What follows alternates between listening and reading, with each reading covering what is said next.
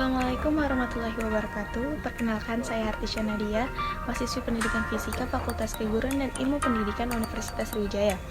Dalam video kali ini, saya akan menjelaskan materi mengenai TIMSS dan PISA. Video ini dibuat untuk memenuhi tugas mata kuliah, dasar-dasar, dan proses pembelajaran fisika. Semoga bermanfaat. Baiklah, sebelum membahas lebih lanjut mengenai TIMSS, ada baiknya kita mengetahui dulu apa itu TIMSS. TIM atau Trend International Mathematics and Science Study merupakan studi internasional tentang kecenderungan atau perkembangan matematika dan sains. Diselenggarakan oleh International Association for the Evaluation of Education Achievement, yaitu sebuah asosiasi internasional untuk menilai prestasi dalam pendidikan yang berpusat di Lynch School of Education, Boston College, USA. TIMSS ini bertujuan untuk mengetahui peningkatan pembelajaran matematika dan sains. Selanjutnya, TIMSS diselenggarakan setiap 4 tahun sekali. Pertama kali diselenggarakan pada tahun 1995, kemudian berturut-turut pada tahun 1999, 2003, 2007, dan 2011. Salah satu kegiatan yang dilakukan TIMSS adalah menguji kemampuan matematika siswa kelas 4 SD dan kelas 8 SMP.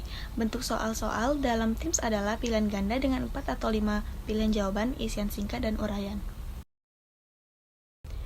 Dalam hal ini, dasar penilaian prestasi matematika dan sains dalam TIMSS dikategorikan dengan dua domain, yaitu domain konten dan domain kognitif.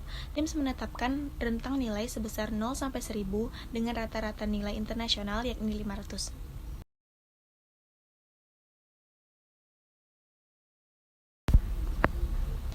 Tabel berikut menjelaskan mengenai capaian Indonesia dalam domain kognitif dan domain konten.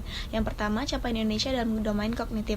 Pada tahun 2007, pengetahuan bernilai 391, penerapan 396, penalaran 394. Dan pada tahun 2011, pengetahuan 378, penerapan 384, penalaran 388. Sedangkan capaian Indonesia dalam domain konten pada tahun 2007, bilangan bernilai 393, aljabar 399, geometri 387, data dan peluang 382. Sedangkan pada tahun 2011, bilangan bernilai 335, aljabar 392, geometri 377, data dan peluang 276. Dari tabel tersebut dapat diambil kesimpulan bahwasanya nilai setiap pada tahun 2007 dan 2011 mengalami penurunan. Selanjutnya, materi mengenai PISA. PISA atau Program International for Student Assessment merupakan suatu bentuk evaluasi kemampuan dan pengetahuan yang dirancang untuk siswa usia 15 tahun.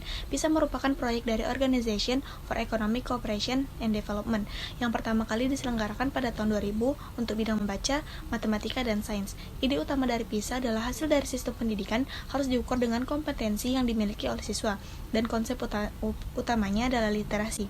Salah satu tujuan dari PISA adalah untuk menilai pengetahuan matematika siswa dalam menyelesaikan permasalahan dalam kehidupan sehari-hari. PISA dilaksanakan setiap 3 tahun sekali, yaitu pada tahun 2000, 2003, 2006, 2009, dan seterusnya. Sejak tahun 2000, Indonesia mulai sepenuhnya berpartisipasi pada PISA.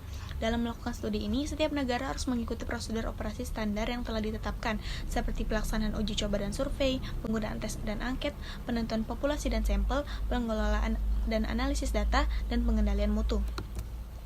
Pada PISA Matematika, dengan memiliki kemampuan literasi matematika, maka akan dapat menyiapkan siswa dalam pergaulan di masyarakat modern, meningkatkan permasalahan yang akan dihadapi oleh siswa di kehidupannya, membutuhkan kepemahaman akan matematika, penelaranan matematika, peralatan matematika, dan lain-lain, sebelum mereka benar-benar menjalankan dan melewati permasalahan nyata itu. Selanjutnya, PISA menyajikan teknik penilaian literasi matematika yang didasarkan pada konten, konteks, dan kelompok kompetensi. PISA menilai level dan tipe matematika yang sesuai dengan anak usia 15 tahun dalam mengikuti alur untuk menjadi warga yang konstruktif, reflektif, dan dapat memberikan keputusan dan pendapat yang baik.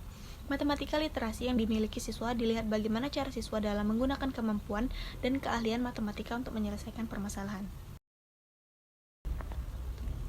Adapun kemampuan matematis yang digunakan dalam penilaian proses matematika dalam PISA adalah yang pertama komunikasi, kedua matematisasi, ketiga representasi, empat penalaran dan argumen, kelima merumuskan strategi untuk memecahkan masalah, keenam menggunakan bahasa simbolik, formal dan teknik serta operasi, dan 7 menggunakan alat-alat matematika. Konteks matematika dalam PISA terbagi menjadi 4, yaitu konteks pribadi, konteks pekerjaan, konteks umum, dan konteks keilmuan. Sedangkan konten dalam PISA yang pertama adalah perubahan dan hubungan, kedua ruang dan bentuk, ketiga bilangan, 4 ketidakpastian dan data. Terima kasih karena telah menonton video saya kali ini. Semoga bermanfaat untuk kalian semua. Apabila ada kesalahan saya mohon maaf. Kepada Allah saya mohon ampun. Saya akhiri wabillahi taufiq wal hidayah. Wassalamualaikum warahmatullahi wabarakatuh.